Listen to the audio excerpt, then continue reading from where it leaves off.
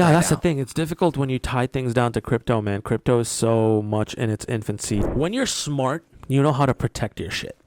When you're a genius, you know how to protect your assets, you protect your legacy, protect everything. Like, being smart and genius is literally what that means. Yeah, venture hustles, life is really what you make it. Building up your brand is whatever you create it. Really ain't no limit. You just gotta love it. Working day and night, it's all about the venture hustle. Hey, venture hustles. Time to take it to the next level. Let's go. Welcome back to the Venture Hustles podcast. Ladies and gentlemen, how are we all doing? We're doing good. We're doing fantastic. My name is Jack, one of your co-hosts. I'm here with my good friend Saj. Oh, yeah, the one and only Saj. Saj Zaman. Saj Zaman, What's going on? A lot of interesting things happening over the last 2 weeks, and I think that's what this episode will be dedicated to. Yeah, we had to make this episode, man. Had to. Like, we talked about this. Me and Jack have been talking about this since this whole thing went down. Pretty much every day there's a new thing going on in the news. Jack comes up to me. I go up to Jack. We're like, yo, did you see this? What the fuck's going on? We are talking about FTX, the cryptocurrency exchange crash, if no one knows by now. But that's where we're going to do a deep dive, or just kind of cover some of the main points of what happened, and discuss about our thoughts on FTX, the cryptocurrency market, and the future of crypto and blockchain and things like that. If you're tuning in for the first time, you've never heard of us, and you don't know who we are Venture Hustles. We are your co-hosts, Jack and Saj. We do this podcast. It comes out every week on Wednesday, and we mainly talk about startups, entrepreneurs, businesses, and just how to make it through the hustle and the grind. And if any of this aligns with you, follow us. Maybe subscribe. Put the noties on so you're alerted of when we drop some content. Yeah. But I guess otherwise, let's dive right in. 100%. Let's dive right in. So, I guess at a more basic level to kind of set the foundation, right? FTX, one of the largest crypto exchange, for many months now, right? Yep. And then also as a part of FTX, Alameda Research, which is like a branch or sister company, which was their trading firm. That is correct. So they were, like this, right? Yeah. One in one. Yeah. So just to kind of give any context before you dive into this, right? Two things. What is FTX? What is a cryptocurrency exchange for anybody that doesn't know? Because I am sure unless you're living under a rock, there's absolutely no way you haven't not heard of this in one way or another this week. Whether you're invested in crypto, whether you've got stocks, whether you have nothing to do with it, if you just check the news, you would have seen this. That's how massive this was. Basically, in a nutshell, if you see the word FTX, it's a cryptocurrency exchange.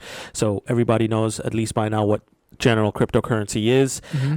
You buy tokens, it's digital tokens, and it's a digital currency that has certain value based on how much people pay and what they value it at. Right. FTX has had their own tokens, which we'll talk about later. It's called the FTT token, but what we're talking about is FTX as a whole, right? Correct. So if you've seen this in the news, we're talking about FTX, the company, the organization, the cryptocurrency exchange. Now, what a cryptocurrency exchange is something like, let's say, the easiest thing to explain would be Coinbase, or Gemini, let's say. Yeah, or even like from a comparison standpoint, something like E-Trade, where you can buy, sell stocks. Same kind of concept here with the exchange. Nice. Buy tokens, sell tokens, hold the tokens in the exchange.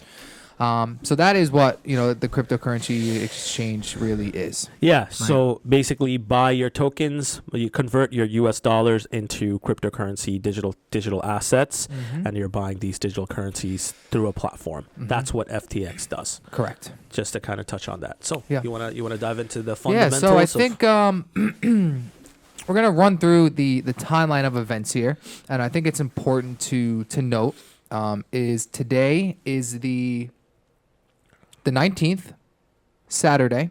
We'll be airing this episode this coming Wednesday, which would be the 23rd. Yep. Okay, so, some more information could come out by Wednesday, right? So I was trying to make a note of that. And so, again, let's kind of just dive in here. So, where does this all kind of start? November 2nd, right? And for those on YouTube, watching Saj and I, we got some notes here on my phone, so that's why I'm looking down. So, November 2nd, all right? On November 2nd, CoinDesk publishes a revealing that some of the balance sheets at FTX seem iffy. Not really sure what's going on there, right? It's showing that a lot of Alameda Research's assets, Alameda, tomato. A lot of their assets were in the native FTT token. So the research firm had about, from what the research Saj and I have done, about $14 billion worth of assets. And the largest component of that $14 billion was about $3.5 billion in these tokens. In the FTT token, yes. FTT tokens, right. Now, it was broken down a lot where, there were some of the tokens that were locked, some of them were unlocked. But as a whole, it was about around $3.5 billion worth of tokens. So for people looking in, a little bit of a red flag, all right? Now, moving on to November 6th. On November 6th, Binance CEO, CZ, as he is on Twitter, I believe. Changpeng Zhao. I'm going to refer to him as Zhao. I don't want to butcher his first name. I hope I didn't butcher his first name. So Mr. Zhao said that he was selling the remaining holdings of his FTT tokens. After him and his team had, kind of done some research and, maybe even looked at the CoinDesk publishing, said he's gonna sell them all. And at that point in time, Binance had about over $500 million worth of this particular token, of the FTT token. Yeah, I mean, which is very much a lot. If people don't realize, yes. that's enough to shake up the entire price Very much so. Where it's standing, right? So at that current time, it was at about $22 per token. Okay. As soon as Mr. Zhao said that, two things happened. Number one, people started selling. Well, yes. But then secondly, the CEO of the research firm, Alameda Research Firm, Caroline Ellison, said that they would buy those tokens that Binance was going to sell for $22. Fast forward to November 8th. Now, again, the FTT token is still falling below $22 at this point. Binance announces that they have an intent to buy FTX. Now, I guess that's a little summary at this point. Number one, the research firm doesn't seem like it's doing what it's supposed to do. Yep. Binance now says we're going to sell the tokens. Now Binance is saying, hey, we're actually going to buy FTX. The next day, November 9th, Binance walks away from that deal. Yep. Why? That's the question during that time that was floating around Twitter, everyone else. Why are they backing out? Also, with that said, as a little side cursor, on November 9th as well, Justin Sun, who is the CEO of Tron cryptocurrency, which is a pretty established currency, said him and his team were working on trying to help them out. He wasn't very specific, just said his team's working to kind of help FTX out. I'm not sure where that is now, but he did mention that. November 10th, SBF, who is the Sam Bankman-Fried, owner, founder, FTX. He is the main. He's basically, if you guys watched or listened to our episode on WeWork, Adam Newman, he is the Adam Newman in the story, except that this guy is probably a billion times worse than Adam Newman was, because Adam Newman was kind of pretty open about everything that he was doing, even though it was a very unethical approach and a lot of things that were gone. I mean, some people might even think it wasn't unethical, but in contrast, Sam Bankman-Fried is. We'll talk about our thoughts later, but he's basically the main. He's the main guy. So when we face. say SBF, we're talking about this main guy that caused all of this, pretty much. Yeah. Now, with that being said, on November 10th, FTX has its assets frozen by the Bohemian Government. Government and regulators. Mm-hmm. Okay. November 11th, FTX now files for bankruptcy.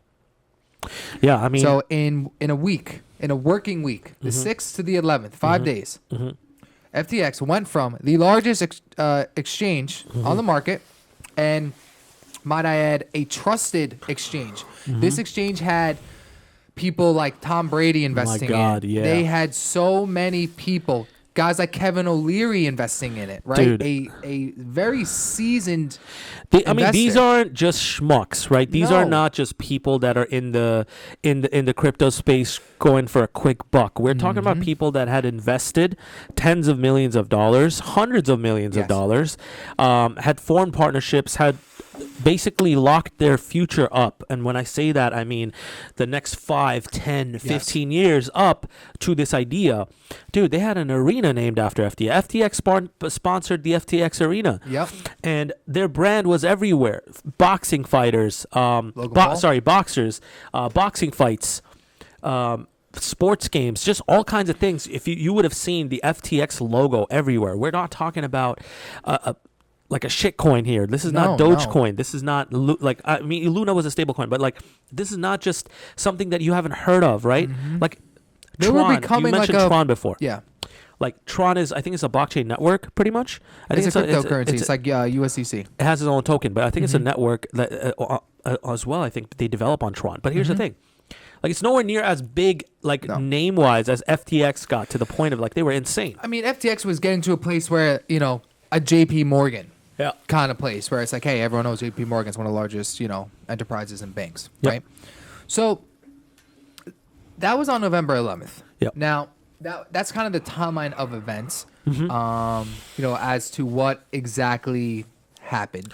Yeah, I mean, it's summarized, and I would urge people, this is, like, super fascinating to just, like, learn about your surroundings and what's happening in the financial markets. I would urge people to kind of dive a little bit deeper and see what went down, because during this sequence of events, I think between November 8th to 12th to 13th, SBF was tweeting every single day updates. And he was like, massive threads. He did massive threads of tweets. So was CZ, the CEO of Binance. And they were kind of like, you know, he was saying certain things and he was revealing certain things. Like CZ was revealing certain things. And SBF was like mirroring that. He's like, oh, and then there was like a famous tweet that he had. He's like, yeah, I kind of fucked up, and something like that. I mean, so many different things that came out as information was unraveling. I mean, it's crazy to think that it's so from current day, right? Like I mentioned, today's the 19th. A lot of drama has been coming out. Man. And in regards to SBF, it seems like it's just another day in the office for this man. He's clearly said he's not really stressing as much as he thought he would. He's actually getting more sleep than he once was. And he's playing, I forget the game, but he's just playing video games. World of Warcraft. Yeah. Is it World of Warcraft? Oh, no, League of Legends. Is it? Yeah. No, I think he's playing League of Legends. It was something. And somebody looked up his stats from the game, as he mentioned, and they said he was below average. Like he wasn't good.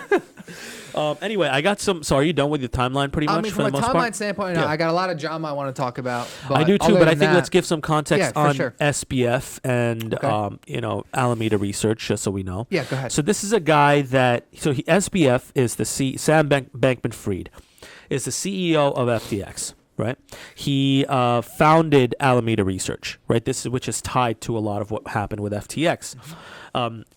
He graduated from MIT, which a lot of people, I don't know if that's like big news, but that's huge, right?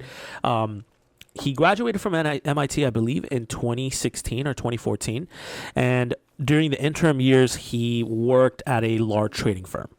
He interned, and then he started founding his own companies. Mm-hmm. This is when he, around 2017 is when he founded Alameda Research. Okay.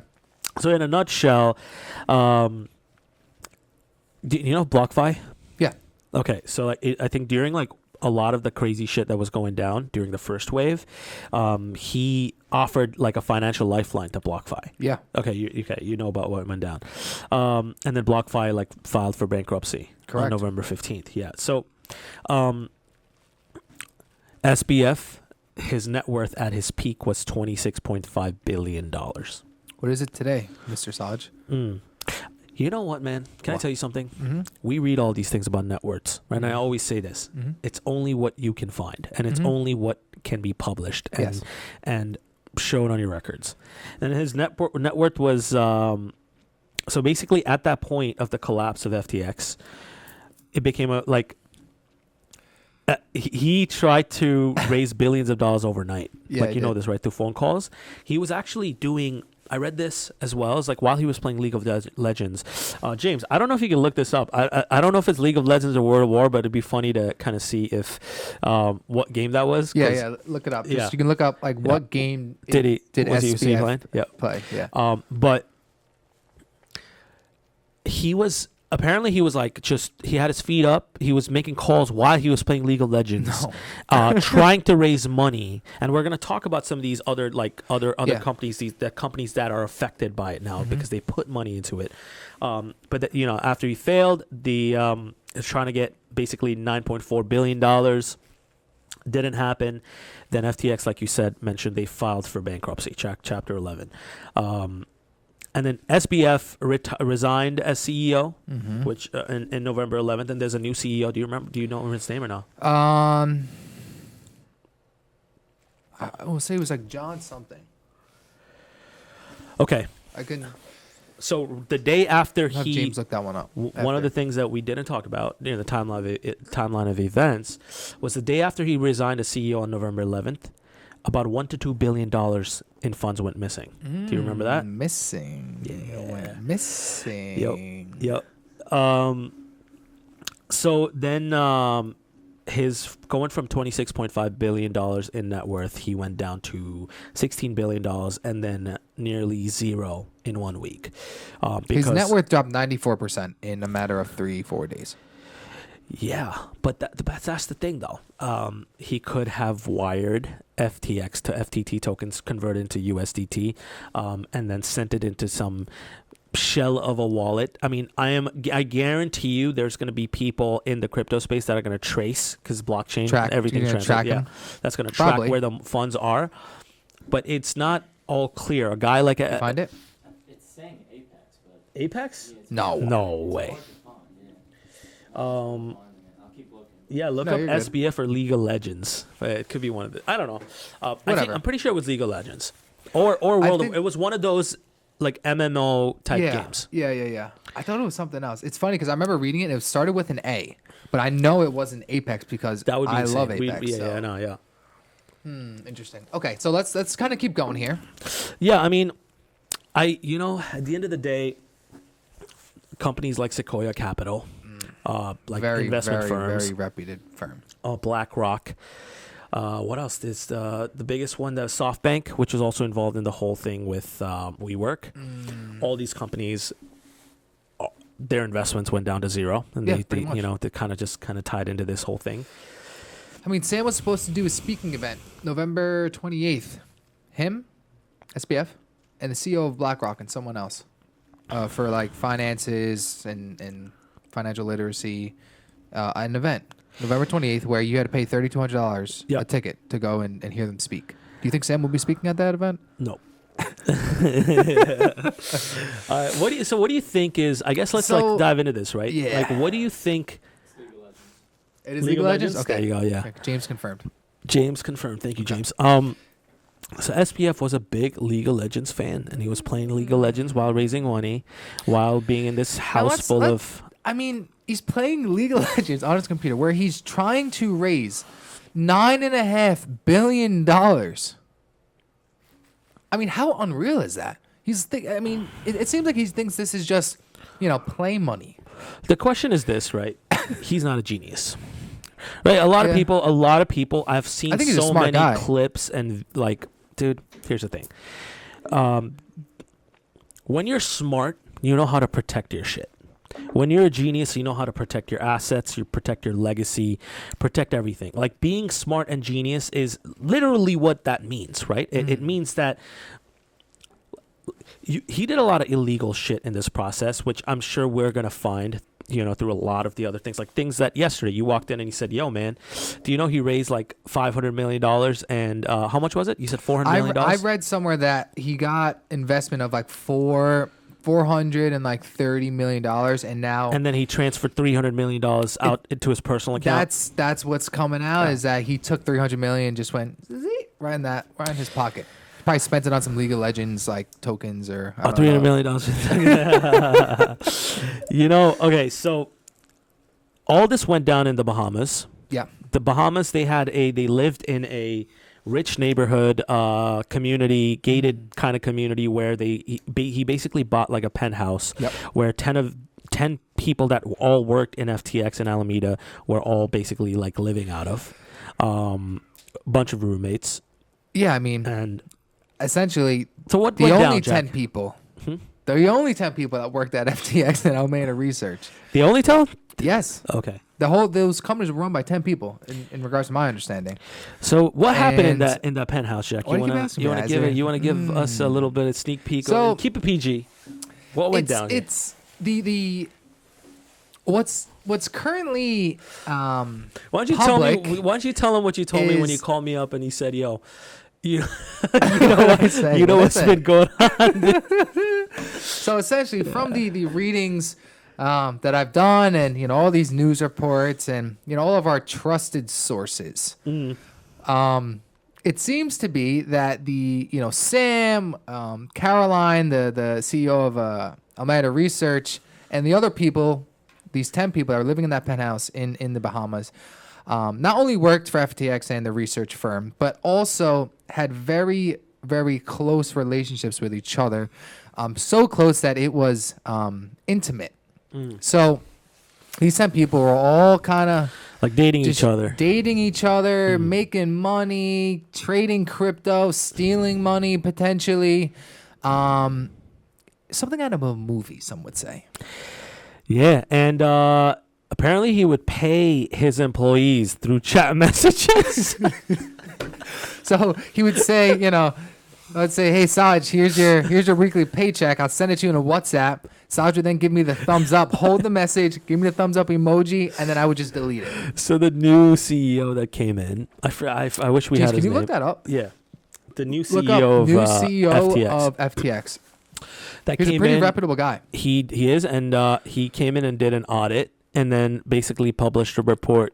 And this was one of the things that was in the report, which was he was paying his employees through chat messages. Basically, "Hey man, sent you $5,500," and the employee would give him a thumbs up, I mean, can you even imagine? like on What is it? WhatsApp. Jay Ray, John J. Ray.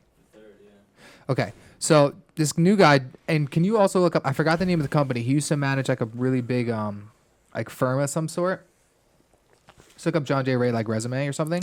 Where John J. Ray, this guy. He Right? bailed out one or two companies that was similar Exactly. before. Yeah. I know what you're talking So about. now he, like Saj said, he came in, did the audit, said that, but then he also said that this was, in regards to his experience, and he's kind of like the guy that this is one of the most poorly managed and facilitated companies he's ever seen in his life. It's almost like the chief fireman coming in and saying, "This is the biggest fire I've ever seen in my entire life." Yeah, I mean, dude, I believe Holy it. Jesus. I believe it. Here's the thing. What do you think went down?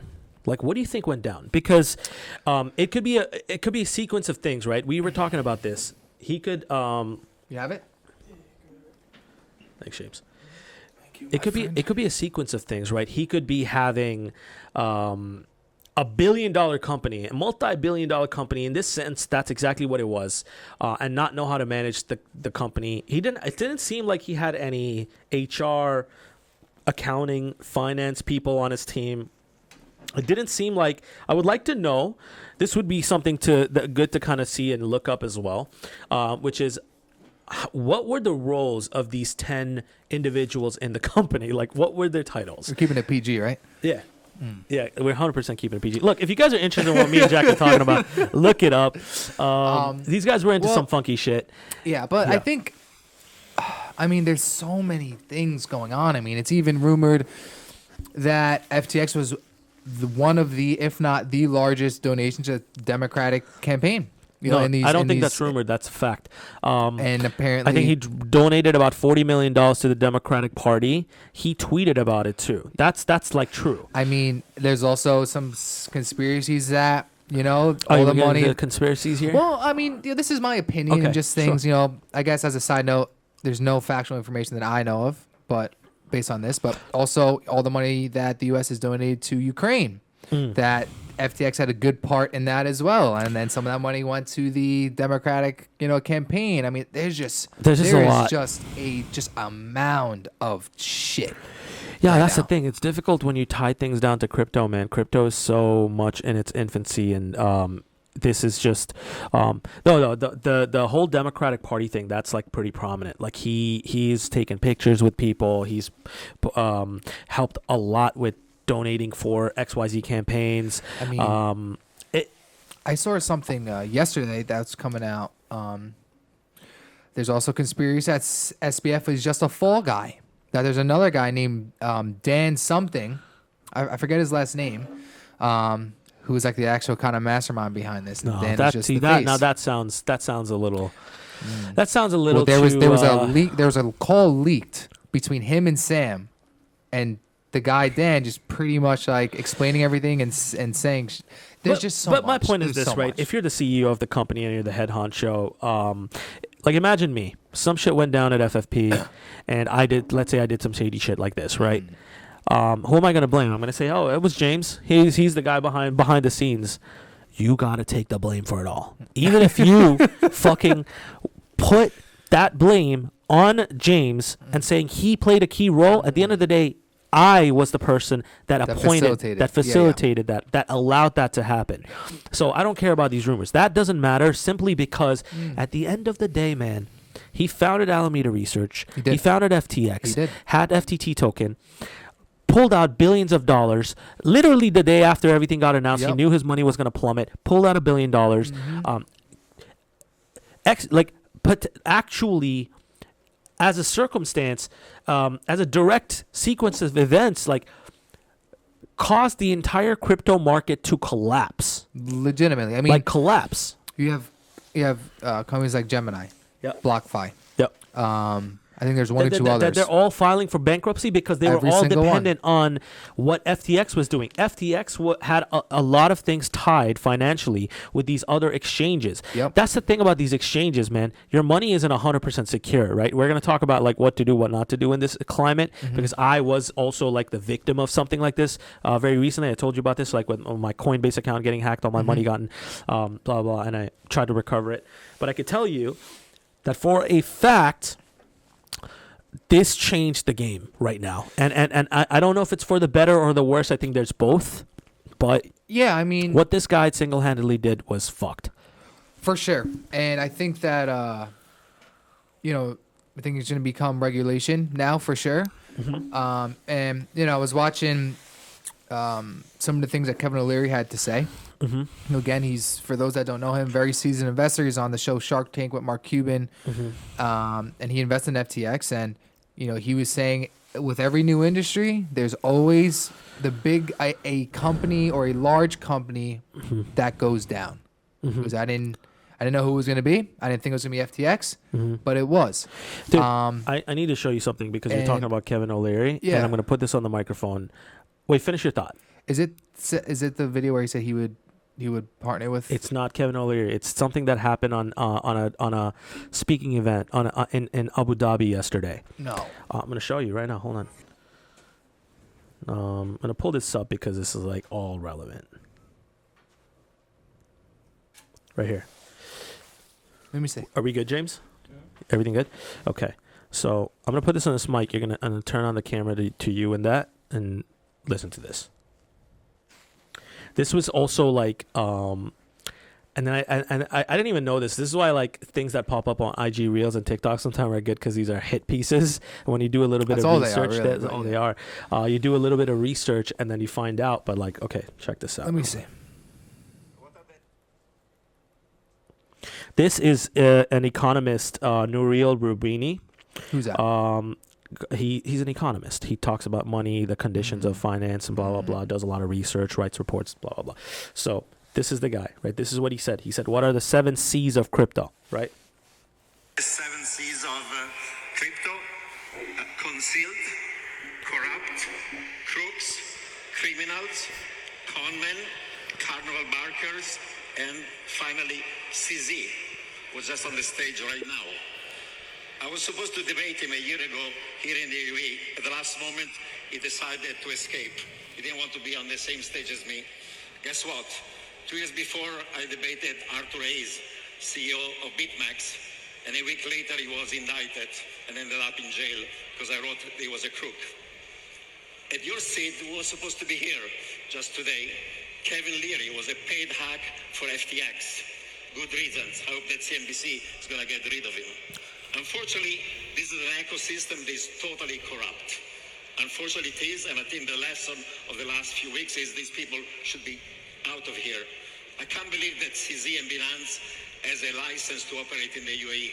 Is banned in the UK, is under investigation by the US All Justice Department facts. for money laundering, $8 billion of money from Iran. And he's here on this stage, and he has residence in this country. The regulator should be thinking carefully. That's a walking time bomb. So this was posted by CNBC International.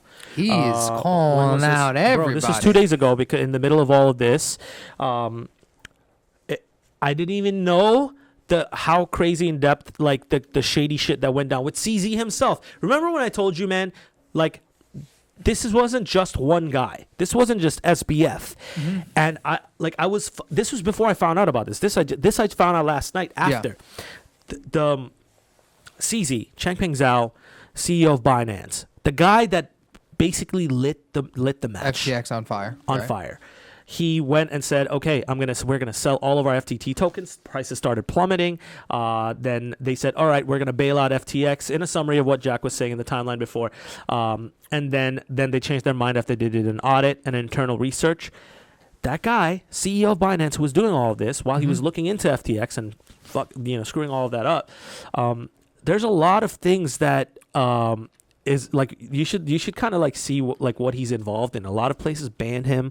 A lot of places don't allow him to operate. Like with CEO of Binance, it's not Binance as a whole, but more of like the regulations around him and the things that he's done, implications. So it was really interesting to see. He said Kevin O'Leary was a FTX hack. So. Yeah, I don't really know what that means. I know Kevin O'Leary invested, but he's saying that FTX paid him. He I don't invested and pumped into it like crazy. And also it could also be, again, speculation. It could be like if you invest in like what are you getting and how much are you holding. I mean, I saw an interview. Was this on CNBC? It might have been. But someone asked him if SBF came to you with another idea, would you invest in him? Again. What'd he say? He goes, that's a good question. I haven't been asked before. Kevin O'Leary said? Yeah, I'm repeating what he said. And he goes on and on. He goes, yes, I would. Idiot. That's probably because in the long run, he probably cashed out his money. He probably made more money. And at the end of the day, it's a money thing for these guys. Yeah. I mean, I think, that's what a lot of this comes down to is a lot of people that haven't had money come into an extraordinary amount of money. Yep. And then, they just don't know what to do with it. And unfortunately, they do the wrong things. No, man. So that's the thing. Like SBF, Sam Bankman-Fried, was in so many different videos, so many different clips talking about how he's a CEO that is giving away money. His goal is to just give away money as he makes money. I mean, so many different things. Like it doesn't. What's his name? El Presidente, Barstool. He literally said, "I don't trust these guys that spend their money." Like even Tate, Tate was said, like, he was like, if you're a millionaire and you act like a millionaire, go around spending your money, blah blah. But if you're acting like all you're doing is giving away, there's something shady. Like, and when you're talking about it, and you're actually doing it. Look, when you're a millionaire and a billionaire and you're doing like philanthropic shit, it's best when you don't broadcast that because the whole purpose of broadcasting from a business perspective is to raise awareness. And that's different, right? That has its own natural cause.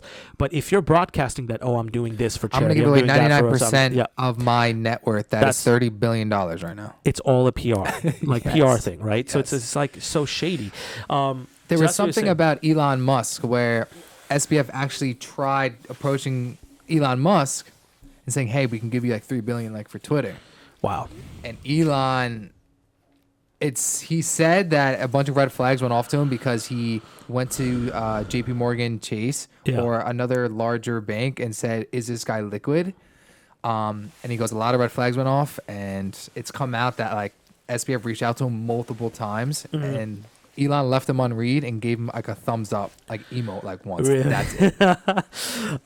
Yeah, Elon is definitely, So an interesting character. So right now, I think, I guess, like, what are your thoughts in the current market? Like, where are we? I think that, obviously this is a catastrophe, almost like a domino effect, without a doubt. A lot of things were connected to FTX, and now, I mean, some of the largest exchanges now are collapsing. Yeah. And as a piece of advice, if you hold any cryptocurrency in an exchange, pull it out immediately. Get a cold source ledger, get it out. Yeah. Even if it's as bare minimum. Ledger was sold out, by the way. When I was telling you I was going to buy it. Was it? It was sold out on Amazon. The quickest thing that it would arrive would be like mid-December, end of December. Well, at the very least, put it in a place like MetaMask or something if you can't get a ledger. I think Trust Wallet and MetaMask were kind of safe, but even then people were saying we don't really know what the future of that's going to look like. You don't know. Yeah. But at the very least, get it out of any exchange that you currently have it if you have cryptocurrency in. But even still, I think that it's unfortunately... I think this has set back the market and the overall space quite a bit. What I'm hopeful for is that the awareness is, although it's in a negative light, I think that will change in due time. But, we've really expanded the technology of the space, which I'm a huge fan of. Yep. Because now I think, after a large catastrophe like this, after a large, meltdown, now the seeds start to be planted, kind of for like the next generation. So, whether that takes another year, 2 years, 3 years, 5 years, I have no idea. Yeah. But, that would be, I guess, my thoughts thus far. Yeah, man. I mean, I've got similar thoughts, and I think here's the thing with the crypto space, right? The prices are purely based on Demand. Sentiment, speculation, the future of crypto and the technology. If that belief goes away, it's all gone. Like in a nutshell, that's literally what it is, right? As an investor, like you need to decide and seriously consider in what you're investing in. Like what you're investing in is it's entirely possible that it can go to zero in a week. And if you're okay with that, then this is the space for you. If you're not, then this is absolutely no. Like you actually have to, like, now is a good time for you to think about that, right? It's extremely high, and I say this very carefully. It's extremely, extremely, extremely high risk, but it's also extremely, extremely, extremely high reward. And that doesn't happen to everybody. The high reward is a small portion of people. Like you have to kind of know what you're doing. You have to make the right calls, and also you have to be lucky, and the timing has to be right. Yes. There's all these main 3 to 4 equations have to line up for you to kind of achieve success in the space. I've lost a lot of money in crypto over the years. I've made a lot of money in crypto over the years. It's not entirely all rainbows and sunshine. It's just it's not for everyone, right? No, and I've been very vocal about this in our past episodes. We've talked about cryptocurrency, blockchain, so many episodes. Yeah. This is what we do for a living, like me and you. At our company, we deal with cryptocurrency, blockchain clients. So there's like religiously blockchain developers now on our team. So I am extremely bullish on crypto and blockchain, even in times like these. And I'm not saying this because our day jobs are related to blockchain and crypto. I'm saying this because I have personal investments in blockchain and crypto in multiple avenues and facets that are tied up that I could have easily exited during a crash. And not only this, even during Luna, there was a crisis that was happening when the whole thing with Luna happened. I could have exited then. Even when everything was happening with Dogecoin and Bitcoin and Ethereum prior to that, I have a long-term vision and outlet on all of these things, and that's because that's just the type of investor and holder that I am right? Diamond hands. diamond hands, but also like I'm very bullish on the technology itself. That's the biggest thing for me is the actual technology. You know, not the fancy names and the brands, just particularly the technology. And I think that, you know, some might say, I know we were talking, you know, over these last couple of days, you're like, yeah, I think this set back the space, you know, a couple years and a couple months. But, you know, from like a PR standpoint, I agree with you. But from a technology standpoint, I think, you know, we're much far ahead than we were a couple years ago. And I think over the next, you know, 1, 2, 3, 4 years, I think we're going to have some really cool developments starting to happen, you know, because the people like you and I that are still bullish on the space, they will continue to build, you know, and at least that's my hope. Yeah, I agree with you. I agree with you big time. I think, okay, in a nutshell, this is what I'm trying to say. Okay. Right? We know how turbulent the markets have been. Yeah. We know how crazy the world has been. Yeah. Crypto is so insane with, you know, its up and down movements that it actually affects the financial like market, the stock markets as well. And it's connected. Now, here's the thing. Why am I personally so bullish? I'm very, very bullish because blockchain and crypto technology is the most advanced form of technology that exists in the financial market today, Easily. right now, Yes. current day. And the reason why this is really important to me is because I recognize that I work in that space, but I also recognize that it is very much in its infancy. It's been around for, let's say, 8 years, right? Maybe longer. Let's say 10 years. But in the long, like, grand scheme of things, it is very much in its infancy, and it has a lot of things to do, a lot of improvements to make before it gets to the point of mass adoption. Yes. Think about the things that happen. Okay, Nike, Walmart, all these companies were saying you can now buy with crypto or Bitcoin. That's mass adoption, right? Apple was thinking about it. They all probably now have to go back to their war rooms and start thinking, all right, guys, maybe we phase this out for a couple years. Yeah. But here's the thing. I think it set us back. Everything that's happened this year has set us back a couple years. But I think time heals. Yes, And I I think agree. when it heals, the people that lay down the foundation, which is now and maybe next year, if things get worse, are the ones that are going to come out like champions. I mean, easily, because what won't change is companies like Nike buying Web3 and blockchain-esque companies and brands. What won't change is eBay. You know, for those who don't know, eBay bought an NFT marketplace, right, called Known Origin. Those things won't change. Yeah. You know, so what are they going to do with those acquisitions? Just going to let them sit? Well, No. sometimes, here's the thing. Sometimes acquisitions can fail. And Sure. sometimes a lot of acquisitions are to strengthen your current business model.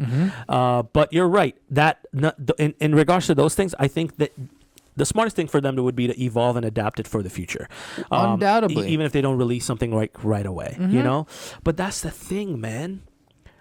You have to have, not everybody has the capacity, the financial capacity, the Yeah. mental fortitude. And I'm not dissing anybody for this. I'm just saying that this is like a fact, right? People go through shit. It's tough to survive in this day and age. There's a recession happening. There's the housing market's a shit show. I mean, is the world ending?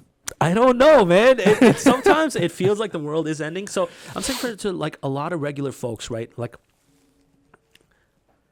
this is a big problem. No, I mean, right? it for sure is. And it's not easy for them to it's easier for them to be like, fuck it, man. I don't give a shit. Whatever happens in the crypto market, I can't do this anyway, whatever.